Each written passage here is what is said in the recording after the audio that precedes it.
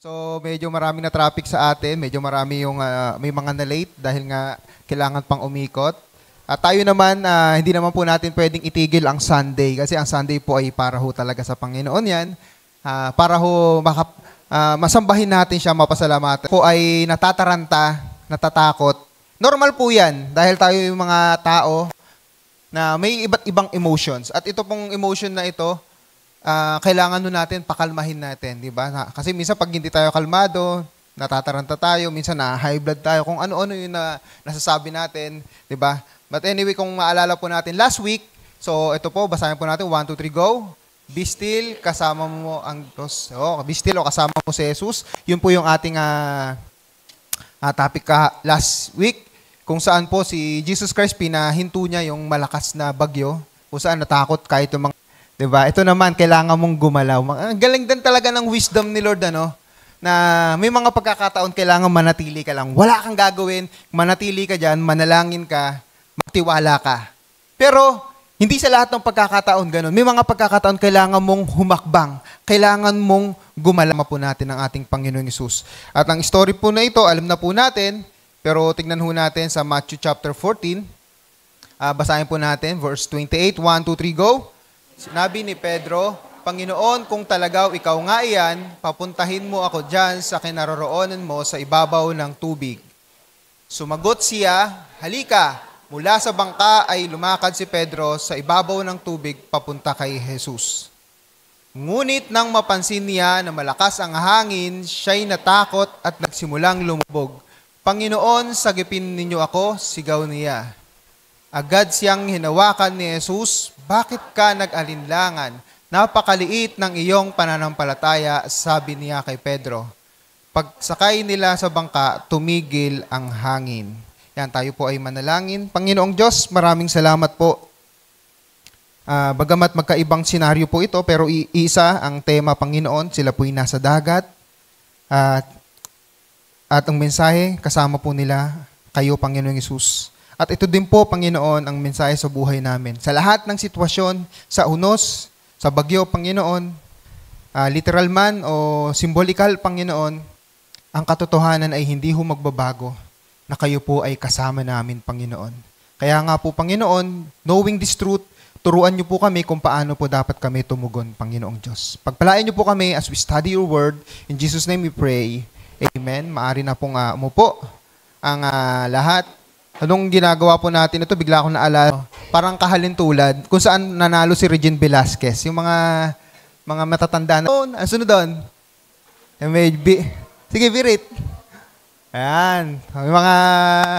Yung mga nabuhay ng unang panahon ng nakakaalam. Kasama po ako doon. Sa nung unang panahon. Huwag po kayong mag-alala, no? So, ang ganda kasi ng message, no? Kasi nung ina-analyze ko yung niya, ang ganda nito Kasi, yun nga, kinanta ni Elvis Presley, tapos kinanta ni Regine Velasquez. Ang ganda ng message niya. Bagamat pwede natin palitan yung hope ng faith. Ito po yung lakad nating mga Kristiyano. Kailangan lumakad tayo, kailangan kumilos tayo. Kaya nga po ang pananampalataya ay tinatawag din na journey. Journey of faith. Walk of faith. Kasi sa lahat po ng mga lakad natin, sa lahat ng gagawin natin, hindi lahat is smooth. Laging may problema. Pag may problema na dyan, pag may nakita ka na nakakatakot na bagay, ang tanong, susunod ka pa rin ba kung saan ka tinatawag ng Panginoon? At ito po yung makikita natin dito sa story ni Pedro. At para mas maunawaan natin, babalikan lang po natin, atlas po tayo ng mga verses kasi mahalaga po maunawaan natin yung context. Sabi po dito sa verse 22, yan, agad pinasakay ni Jesus sa bangka ang mga alagad at pinauna sa kabilang ibayo samantalang pinauwi naman niya ang mga ito. So ano pong nangyari dito? Katatapos lang po magpakain ni Lord Jesus Christ ng 5,000 mga lalaki. Mga lalaki lang po yun, yun yung binilang. Siguro mga mga 15,000 siguro lahat 10,000 ganyan kasi wala pa yung mga babae dun sa sa bilang may mga bata pa yan. So ito po, katatapos lang kasi gagabihin na sila, paano mangyayari yung mga tao, pauwiin na natin, gagabihin na. So si Lord Jesus Christ, nagpakita ng niya, yung 5,000 lalaki at pinauna na ni Lord Jesus Christ yung kanyang mga apostol, mga alagad, una na kayo sumakay ng bangka at may naiwan na isang bangka. And ano pang ginawa ni Lord Jesus Christ? Ayan o, matapos niyang paalisin ang mga ito, mag-isa siyang umakyat sa bundok upang manalangin. Nag-iisa siyang inabutan doon ng gabi. So si Lord Jesus Christ, napagod na sa ministry. Ginawa niya. No, meron ho tayong mga kasama na naiiwan na sila dyan, yung mga tao dyan, as para ho manalangin. Ipinapakita sa atin the importance of prayer. Na kahit pagod ka na, kahit na minsan yung amen natin kinaumagahan na, importante ho, alam natin yung prayer, how important it is for us. Diba? Bagamat sa susunod, wag natin tulugan. Wag natin kalimutan yung amen. Maganda sana kung nanaginip tayo no, bago tayo mag-amen. Wow, nakanatag po ako ng Lord. And then, sabi po dito sa verse 24, samantala, ang bangka ay nasa laot na, ngunit na sinasalpok ito ng mga alon dahil pasalungat sa hangin. So, biglang parang same scenario last week. Bagamat wala hong bagyo, pero makikita ho natin dito, malakas po yung alon, malakas yung hangin. At nakakatakot po no pagka yung nung pumunta nga kami ng Puerto Galera dati, nakakatakot po kahit po walang bagyo, pag malakas yung hangin, yung sinasalpok yung kala mo tataob yung bangka nyo. Ito po yung itsura yung Sea of Galilee. Kung tawagin po yan, doon po sila. Di ko lang alam kung saan sila banda dyan. So sa Bible po makikita natin, 3 po yung pangalan yan. Sea of Galilee. Sea of unang panahon, ang tawag po dyan is Sea of Galilee. Until now, dahil yun po yung kultura, bagamat lawa siya, Sea of Galilee ang pinakakilalang pangalan niya. So yun po, lawa ng Galilea. So yun nga po yung lugar na yan. So, idiretsuhin na natin. Yan, ito po yung comparison niya, no. Dito po sa Laguna Lake, 900 kilometers squared. Yung laki. Pero ito, yung Sea of Galilee 166. So masyadong parang ilang times ba to? 4 times ang laki ng Laguna Lake. So ganyan po yung comparison. Pero mas malalim po yung Sea of Galilee. Ano nakasulat diyan? Yung Sea of Galilee 43 meters. Dito po pinakamalalim sa Laguna Lake ay 20 meters. So yun po yung para lang may magkaroon tayo ng idea. 'Di ba? So pero hindi ko pa nakikita ng magiging unang reaction natin kapag hindi ho kasi normal na maglakad sa tubig. 'Di ba? Normal ho siguro sa atin maglakad sa baha. Sino dito naglakad sa baha papunta rito? Pero sana huwag po siya maging normal, Let us not normalize corruption. Let us not normalize walking in floods, water, 'di ba? Flood waters. Sana ho, sa susunod na panahon, hindi na tayo naglalakad. Just imagine, dati namamangka ho tayo dito, Pero salamat sa Panginoon, dahil tayo po ay itinaasan po yung kalsada natin. Pero yun nga, may mga kasama tayo, may mga kababayan tayo na until now ay naglalakad po sa tubig.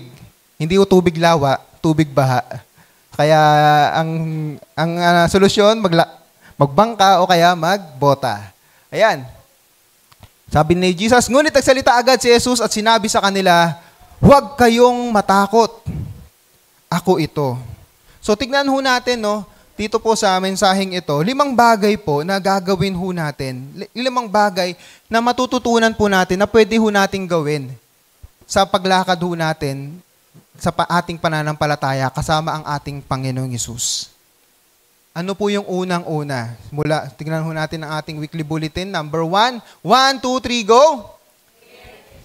Subukan mo ang katapatan ni Jesus. Dare Jesus. Ano ba yung Tagalog ng dare? Diba? Subukan mo. Sige, testingin mo. May mga maling dare, may tamang testing, may maling testing. For example, diba, sinabi sa Malaki chapter 3 verse 10, diba? Sabi doon ni God, test me in this. Kung hindi ko bubuksan, bignan natin yung situation dito ni Peter. Yan, basahin ho natin, verse 28, 1, 2, 3, go. Sinabi ni Pedro, Panginoon, kung talagang ikaw nga iyan, papuntahin mo ako diyan sa kinaroroonan mo sa ibabaw ng tubig. Grabe yung yung dare ni Pedro. Kung ikaw talaga yan. Bakit? Diba sa previous verse sabi, ako ito. Pero sabi ni Pedro, sige, kung talagang ikaw yan, papuntahin mo ako dyan sa kinaroroonan mo sa ibabaw ng tubig. Meron ng same story dito sa Old Testament kung saan dinare po si God. Ito po yung story ni Gideon. Sabi niya, pinaiksi ko na lang po, So sabi ni Gideon sa Diyos, sinabi ninyo sa akin na ako ang gagamitin ninyo upang iligtas ang Israel. Tapos, sabi dito sa verse 37, dahil dito, maglalatag ako ng isang lana sa giikan ng trigo. Kapag nabasa ito ng hamog, ngunit tuyo ang paligid, ako ang gagamitin ninyo upang iligtas ang Israel. Kasi hindi makapaniwala si Gideon na tinatawag siya ng Diyos. Lord, kung talagang tinatawag mo ako, kung gusto mo talagang iligtas ang Israel sa pamamagitan ko, magbihingi ako ng sign. Basa yung mga damo, tuyo naman itong basahan na ito. Tapos vice versa din, 2 beses siya humingi ng sign. May mga pagkakataon po akin isalakbay sa disyerto. Siya po ay naligaw.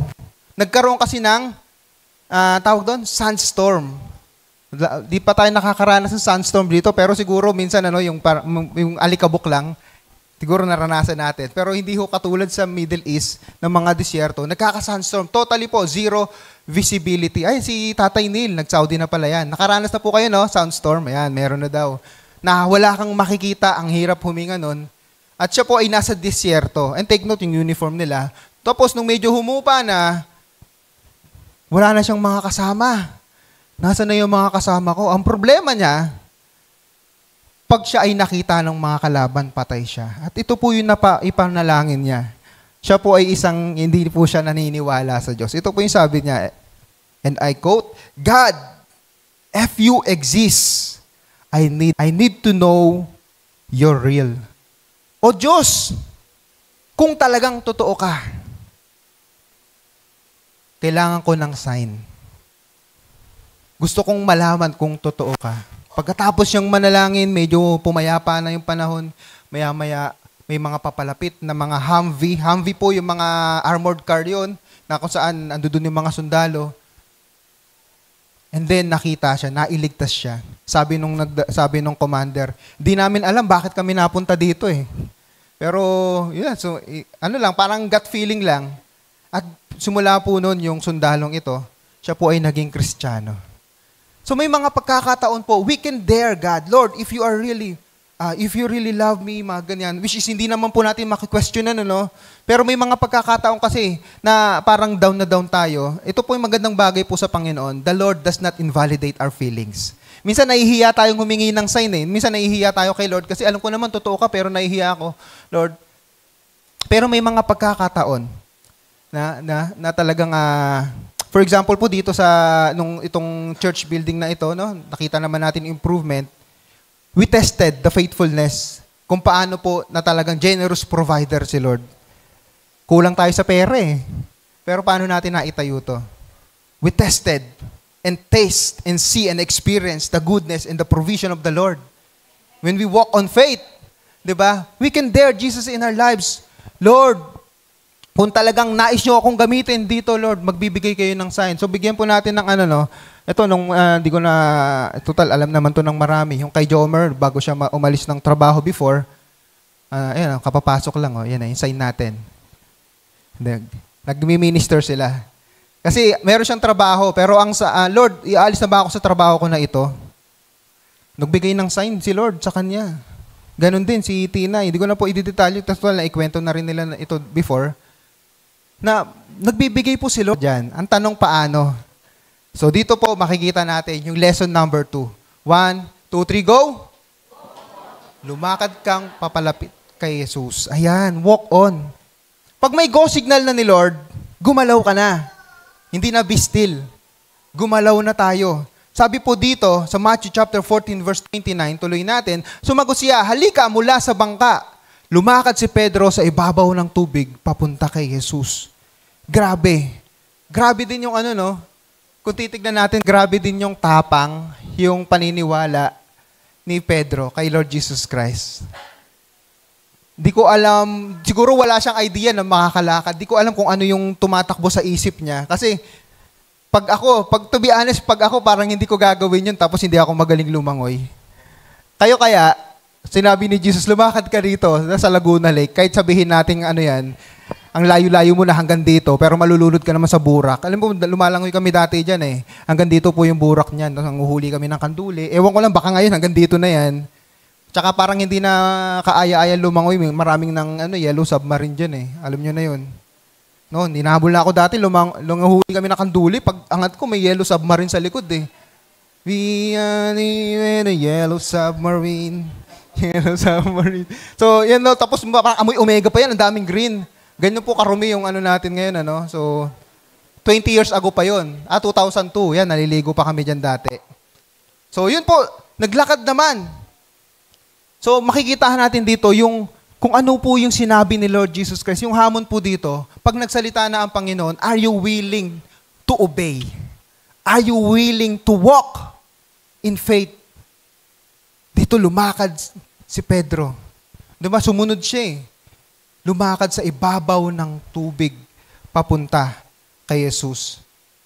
Isang paalala po sa atin na sinasabi po ng ating Panginoon sa John 10:27, nakikinig sa akin ng aking mga tupa. Nakikilala ko sila at sumusunod sila sa akin. Kapag nagsalita na ang ating Panginoong Hesus sa pamamagitan ng banal na Espiritu sa ating puso, are you willing to walk? Are you willing to obey?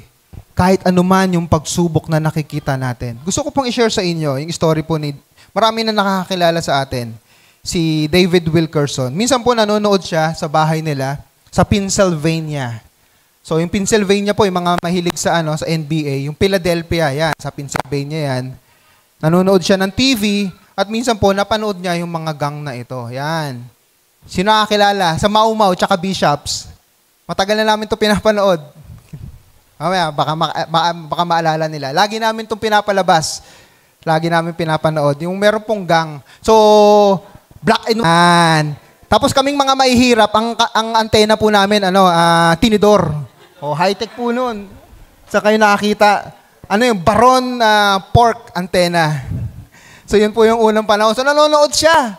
Habang nanonood siya ng TV na ito, nangusap ang Panginoon. Sabi ng Espiritu kay David Wilkerson, go to them. Paano yun? Ang layo-layo. Mula Pennsylvania, papunta ng New York, 320 kilometers. Ang Baguio yata mula Manila, hanggang Manila to Baguio is 220 kilometers lang yata. Grabe. So, ginawa niya, alam niyo po yung unang ginawa niya as walk of obedience, binenta niya po yung black and white TV niya. Para makapag-pray siya, makapag-concentrate sa Grabe nung yung unang panahon, distraction TV lang black and white pa Di mo alam kung pogi ba to sa personal o maganda. Ngayon kasi daming filter ang ganda nito Ganyan. So, yun po yung unang ginawa niya. Binenta niya yung TV niya. At sabi niya, habang nagpipray siya, I think gusto akong papuntahin ng Panginoon sa New York City. At yung kanyang asawa naman, suportado naman ang kanyang ministeryo. Kaya ginawa niya po, minsan pumunta po siya sa pinalabas siya sa korte. Kasi nga may kaso to mga to, nagpapatayan to yung mga bishops tsaka mau-mau gangs. Ngayon kasi di ba mga kilala natin, Tao Gama or mga TBS or ano man yan, mga Sputnik, Komando. Pasensya na po kayo sa mga, yun po yung mga kilala natin mga pangalan. So, dito sa Pilipinas. So ngayon, to make the story short, siya po ipinalabas sa korte at napahiya po siya, nabalita pa siya Sabi niya, Lord, pinapapunta mo ba talaga ako dito? Pinalabas ako sa korte, nabalita pa ako sa dyaryo, napahiya pa ako. Minsan may mga ganun, Sumunod ka na nga sa Panginoon, napahiya ka pa.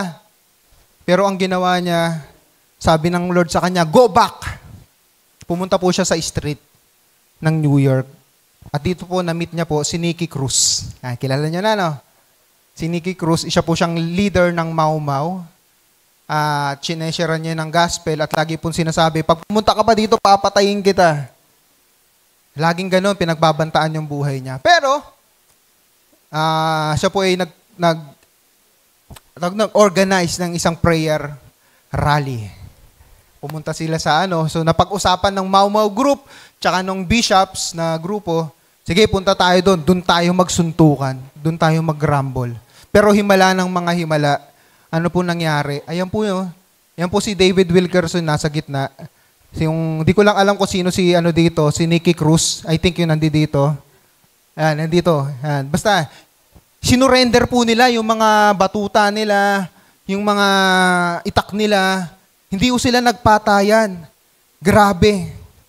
At ito nga po, kung gusto nyo pong mapanood ito, ayan, hanapin nyo lang po yung The Cross and the Switchblade.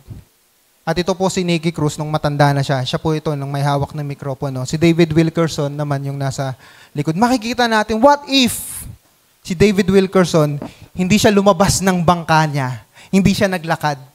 Marami hong mga kaluluwa ang napahamak na sana. Ganon din po, no? Pag alam natin na tayo po ay tinatawag ng Panginoon na gawin ng isang bagay at siguradong yun po ay mula sa Panginoon, we need to obey. No matter what, yung ano man yung pagsubok na kinakaharap.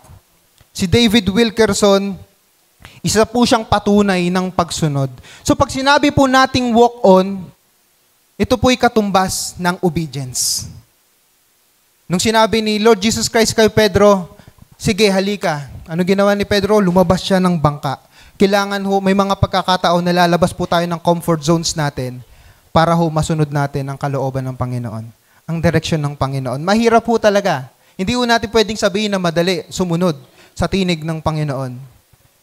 Hindi natin pwedeng i-sugarcoat yan. Pag tayo naglilingkod sa Panginoon, puro kasiyahan lang. Hindi ho totoo. Iiyak ka sa panalangin. Luluhod ka sa panalangin. But this is obedience. And even the Lord Jesus Christ, sa kanyang kaduluduluhang pagsunod, anong ginawa niya? Lumuha siya. Nagpawis siya ng dugo. Alang-alang sa pagsunod sa Diyos, Ama. Kaya ito po yung hamon sa atin. Let us walk on. Sumunod ho tayo sa ating Panginoong Hesus. Kasama ho natin siya. Lumapit ho tayo sa ating Panginoong Hesus. And then, number 3, na matututunan po natin dito. 1, 2, 3, go! Ituon ang iyong paningin kay Hesus, hindi sa takot. Kung mapapansin po natin dito sa verse 30, ngunit nang mapansin niya na malakas ang hangin, siya'y natakot at nagsimulang lumubog. Ano po ba yung story nito? Ano po yung nangyari? Ang tanong, si Pedro ba nakalakad siya? Yes, nakalakad siya, di ba? Nakalakad na siya. Pero siguro, hindi lang binanggit kung ilang metro, kung nasa kalagitnaan na ba, kung ilang 10 meters, 20 meters, nakapaglakad siya. But definitely, ang sinasabi po dito, nakapaglakad po si Pedro doon sa ibabaw ng tubig. Pero, nagsimula siyang lumubog nang siya ay natakot. Naalala nyo last week, kung gaano po no, yung takot, binubulag po minsan yung pananampalataya natin. Yung last week, kung maalala natin, dahil dun sa takot, yung pagtitiwala nila sa Diyos ay nawala. Kay Jesus, sabi, hayaan mo lang ba kami na wala ba kayong baliwala ba sa inyo na kami mamatay dito? Sabi nila kay Lord Jesus Christ, di ba? Yung last week na napag-aralan natin. At dito naman, nagsisimula na siya, ang ganda na ng simula niya, naglalakad na siya, pero dahil natakot siya. Normal po matakot. Hindi po kasalanan ang matakot. Okay? Hindi po ini-invalidate ni Lord Jesus Christ yung feeling natin na natatakot. Kaya nga, marami hong beses na sinabi po sa atin ng Panginoong Hesus, o kahit ng Biblia, ay, do not fear. It doesn't mean na mabura yung fear. Ano po yung ibig sabihin? Kailangan matalo natin yung takot natin. Kasi ito po yung magandang pangako. Sabi po dito, basahin po natin Isaiah 41 verse 10. 1, 2, 3, go! Ako'y isa sa iyo, huwag kang matakot. Ako ang iyong Diyos, hindi ka dapat mangamba. Palalakasin kita at tutulungan, iingatan at ililigtas. Sa bawat pangako ng Panginoong Diyos na sinasabi niya, do not fear. Sa bawat salita na sinasabi ni Lord Jesus ng Biblia, do not fear, laging merong pangako. Ano yung pangako? Pangako ng pagsama ng Diyos, pangako ng pagtulong ng Diyos, pangako ng kalakasan na nagmumula sa Panginoong Diyos. At dahil doon meron tayong lakas, meron tayong power to overcome fear, to become victorious over our fears. Natural po na matakot tayo. But we need to walk on with faith in our Lord Jesus Christ. Just imagine, balikan natin si David Wilkerson. Paano kung siya, natakot siya? Ini-imagine ko kung ako si David Wilkerson, papuntahin niya ako sa punta ka ng Baguio. Paano ako pupunta ng Baguio? Sira nga yung kotse. Ganyan, Pero siya, di ba, wala siya kakilala. Just, ang hirap po i-imagine. Again, nakapunta na siya ng New York. Tapos pinagbabantaan pa siya. Huwag ka nang pumunta dito. Papatayin kita. Pero pumupunta pa rin siya. Alam niyo yung sinasabi niya lagi, pwede mo akong patayin ngayon, pero hindi pa rin magbabago ang katotohanan na mahal ka ni Jesus. Ganon, grabe, no? Ganon lang yung, yung evangelism technique niya. Hindi mo na kailangan ng fancy technique or everything. Just know the truth. And yung truth na yon, paniwalaan mo. Dapat ikaw yung unang-unang naniniwala. Kasi kung hindi ka naniniwala po, no, yung message of the gospel, kung hindi mo pinaniniwalaan, mararamdaman po yan nung kausap natin. Pero siya sa harap ng kamatayan, meron ng ano ang tawag doon? Yung sweep night ang tawag doon? Yung pinipindot? Psh! Hindi. Lighter daw. Hindi. Kutsilyo. Basta yung kutsilyo na pag pinindot mo, aangat yung basta yun na yung kutsilyo po. Hindi ko pa. Lanseta, yun. Diba? Nakaganyan sa leeg eh. Pag bumalik ka pa dito, papatayin kita. Syempre, English pala yun, ano? Pero yun nga, laging sabi, you can kill me now, but the truth remains that the Lord Jesus Christ loves you, that He died for you. Di po natin alam yung mga salitang yun na binabahagi natin, tumatanim po yun. Meron pong kapangyarihan. Basta paniwalaan po natin ng katotohanan at sabihin natin ng katotohanan iyon. At si David Wilkerson, nagtanim siya at nagbunga po ng isang Nicky Cruz at pati yung mga gangs na iyon, yung Mau Mau and Bishops, hindi na po natin maririnig ngayon. Dahil ang ginawa po ng leader grabe na-born again ba naman leader lahat surrender natin yan. Punta tayo ng church. At kaya po nabuo yung merong church doon sa New York City. At pang-apat po na matututunan natin dito, dahil nga alam natin may mga pagsubok minsan natatakot tayo. Ano mangyayari? Paano kung katulad ni Pedro, natalo tayo ng takot? Meron pong pag-asa. Ito po. 1, 2, 3, go! Tumawag at humingi ng tulong kay Jesus. Let's be honest. Sunod ang ating Panginoong Diyos dahil natatakot tayo. Dahil ang dami nating what if kung pumalpak ito? What if kung hindi mangyari ito? What if pag ito yung sinabi sa akin, ano yung gagawin? Ang dami nating what if. Ang magandang katotohanan po dito, tulad ni Pedro, mararanasan natin yung tulong po na nagmumula sa Panginoong Yesus. Ano po nangyari sa kanya dito? Matthew 14:30-31. Ngunit nang mapansin niya na malakas ang hangin, siya'y natakot at nagsimulang lumubog. Ito po yung karugtong. Panginoon, sagapin ninyo ako. Subok, there is always restoration. Di ko na babanggitin. Nag-Jesus sila sa nila. Next week may papasok na tayo, no? Remind ko lang yung natin, yung mga assignment natin. Yan, yung mga kasama po sa prayer meeting, alam na nila yan. Tapos dun sa GC, meron pong isang estudyante nagreklamo dun sa teacher. Nagpapagawa daw ng assignment yung teacher. Grabe naman yung generation na to. Hindi ko naman nila lahat, At alam ko yung mga taga-JOS ng estudyante, masisipag tong mga estudyante natin, di ba? Amen? Amen. Huwag kayong magre-reklamo sa assignment, okay? Okay. Hindi kayo yun, Ito po yung problema sa tao. Ayaw natin ng correction. Di ba? Si Lord Jesus Christ, tinulungan niya, pero syempre may konting paalala. Bakit? Sayang, nakapaglakad ka na Hindi mo pa tinuloy-tuloy. Natakot ka. Pero alam naman po natin, si Pedro naman ay bawing-bawi naman yan. Alam na natin, di ba? Sa katunayan, namatay siya sa krus. At sabi niya, nung mga pumako sa kanya sa krus, itiwarik niyo ako. Ayokong katulad sa aking Panginoong Hesus kasi hindi kami pantay. Kumbaga, angat siya sa akin. Kaya po siya pinako sa krus ng nakabaliktad, pati warik. So, makita naman natin, pag bumabagsak tayo, andyan lagi ang pagtulong ng Panginoon, andyan lagi yung restoration ng Panginoon. Kaya tawag lang tayo, wag ho tayong magsawang tumawag sa Panginoon kasi hindi po siya magsasawang makinig sa atin. Mawalan na tayo ng boses, pero naririnig pa rin ng Panginoon yung iyak ng puso natin. May mga pagkakataon, di natin alam kung ano yung gusto natin sabihin sa Panginoon, pero nababasa ng Panginoon ang isip at puso natin. Tumawag lang tayo sa Kanya. Dahil katulad ng naranasan ni Pedro, hahawakan niya tayo, tutulungan niya tayo, ibabangon niya tayo, at isasakay niya ulit tayo doon sa ating bangka na sinasakyan. Okay? And last, but not the least, ito po yung dinagdag ko. Hindi ko alam kung nasa weekly bulletin po ito.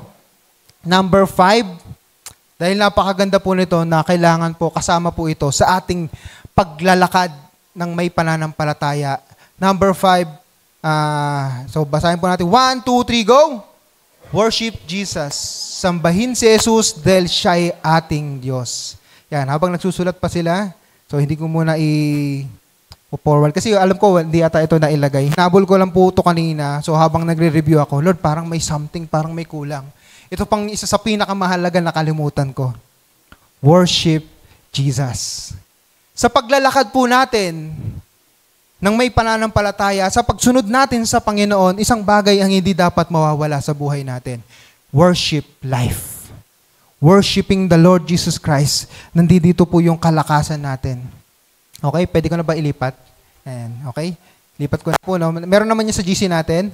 So sabi po dito, no, sa verse 32, pagkasakay nila sa bangka, tumigil ang hangin.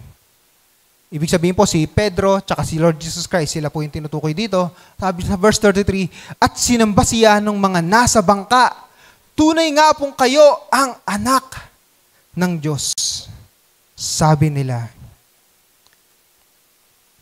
Ibig sabihin po mga kapamuso, may mga pagkakataon, babagsak tayo, lulubog tayo, tutulungan tayo ng Panginoon, wag ho nating iwawaglit, nasambahin natin ang Panginoon. Pasalamatan natin ang Panginoon. Hindi ho madali na bumagsak tayo sa kasalanan. Masakit. Hindi ho madali na makaranas tayo ng kabiguan, bumagsak tayo sa exam, hindi tayo natanggap sa trabaho, na busted ka or whatever na karanasan natin, 'di ba? Nagkasakit ka. Hindi ho madaling sumamba sa Panginoon minsan. Hindi madaling sumamba pag ikaw ay galit, ikaw ay nagtatampo, either nagtatampo ka sa kapwa mo, nagtatampo ka sa Panginoon. Pero dapat deserve po ni Lord Jesus Christ na sambahin natin siya. Ano man po yung nararamdaman natin. Isang katotohanan na hindi magbabago po na dapat natin gawin. Let us worship the Lord Jesus Christ anuman yung nararanasan natin. Let us worship the Lord Jesus Christ gaano man kalaki yung takot na nasa hinaharap natin. Let us worship the Lord Jesus Christ because He deserves our worship. He is our God. He is our Lord. He is our Savior. He is our provider. He is our helper. He is our everything. He is our life. Amen? At kaya kailangan ho talaga yung buhay natin nakatuon sa Panginoon. Kapag tayo ay naka 100%, na, hindi po, ito po non-negotiable. Ano man ang mangyari, let us worship the Lord Jesus Christ. Kaya salamat ho sa mga every Sunday na nakakasama natin dito. Kahit minsan may mga kasama tayo na sumusuong sa baha, bumabiyahe ng malayo, gumigising ng maaga, minsan pagod na pagod, pero sabi nila, Lord, I will worship you today, babangon ako. Diba? Katapikin mo yung kasama mo, salamat dahil kasama ka ngayon, sumasamba sa Panginoon.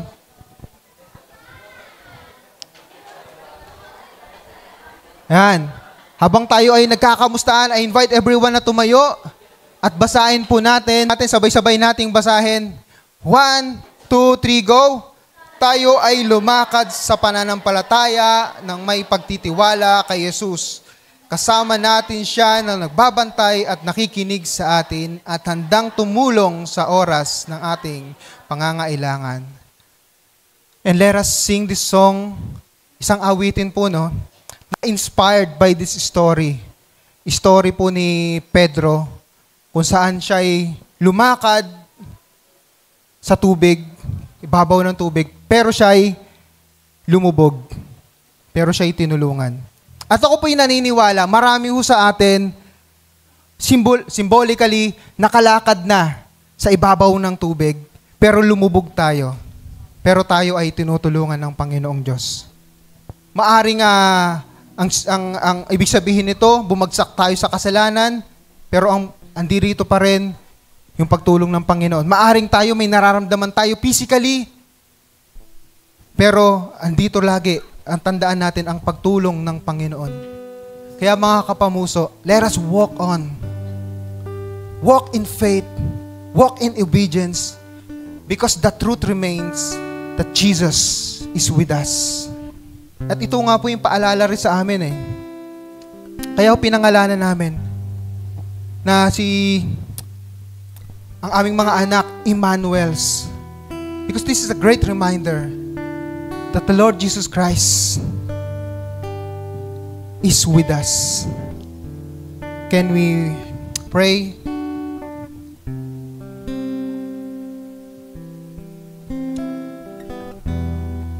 Panginoong Diyos, maraming salamat po, Lord God. sa iyong patuloy na katapatan sa buhay po namin, Lord God. Lord, we will walk on with faith in our hearts, Panginoon. Lord God, alam po namin, Lord, na may mga pagkakataon na babagsak kami o minsan na-overwhelm kami ng aming takot, ng temptation. Lord, forgive us, Lord God. Forgive us, Lord Jesus Christ. Kaya, Panginoon, reminder po sa amin na kami laging tumawag sa iyo, Panginoon.